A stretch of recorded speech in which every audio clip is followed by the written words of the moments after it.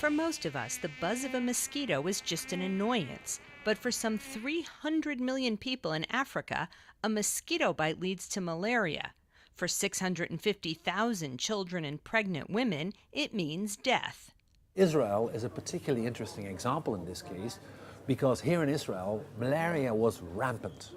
At the beginning of the last century, people were dying like flies.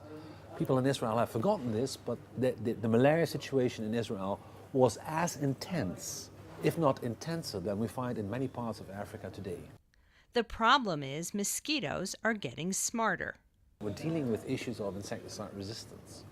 In other words, the insecticides that the World Health Organization has allowed us to put onto bed nets is exactly the class of insecticides that the mosquitoes have become resistant to.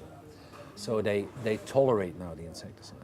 Or the insecticide that we're spraying on walls, same story, mosquitoes, they land on them and they no longer die of them. And even though a mosquito is a very small organism, they're extremely clever. So what have they done? We have nets and spraying inside the house. They now start biting outside the house. So they evade our interventions. Malaria still poses a major challenge for most of the African countries. We have countries where the prevalence is over 40%. We do also have countries in Africa with a range between 20–25%. So in general, disease is really rampant in Africa. In the 1920s, an American, Israel Klingler, moved to Israel and eliminated malaria. A recent conference organized by Hebrew University tried to use Israel's experience to help Africa. He saw the problem with malaria here. People were dying, children and adults, and he said we have to do something about that.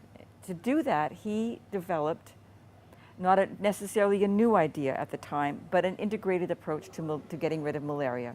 So he worked with the public health department. He worked with communities and community education.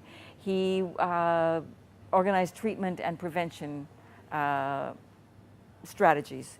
He did organize water drainage and swamp drainage, the hula, for example. I'm working on trying to get mosquitoes to pick up insecticides themselves, the adults, and then take it to the water bodies when they go to oviposit or to lay their eggs. In that way, you don't have to know where the water bodies are because the mosquitoes know better than we do. So that's what I'm working on right now. For the Media Line, I'm Linda Gradstein in Jerusalem.